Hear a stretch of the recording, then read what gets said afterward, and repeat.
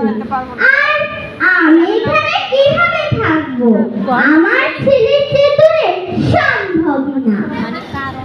দেখুন, আপনি যতই বলুন যেখানে সুখ শান্তি সব আছে, সময় মতো খাবার নেই আর আমি বন্ধু নয়, তবুও আমি এখানে থাকবো না।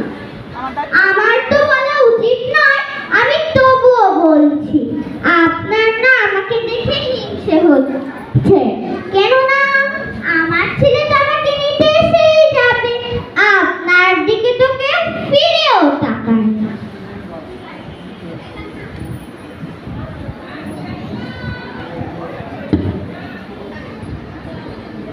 মা, ব্যস্ত আছি, পরে ফোন করছি, রাখছি। 15টা দিন হয়ে গেল, তুই আজ আমায় নিতে এলি না। বললাম তো মা, রাখছি। তুই তো জানিস না খোকা, তোকে ছাড়া থাকতে আমার এখানে অনেক কষ্ট হচ্ছে। হ্যালো খোকা।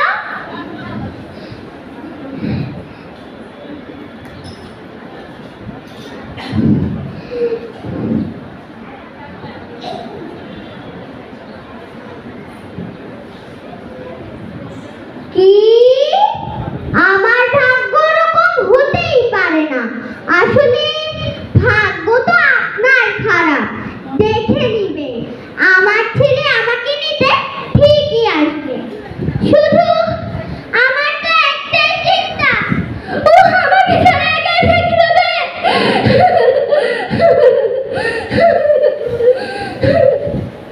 দেখুন, আপনি না খুব ফালতু কথা বলেন। আমি এখানে থাকবো না, আজই আমার ছেলে আমাকে এখান থেকে নিয়ে যাবে, আপনি দেখে নিবেন।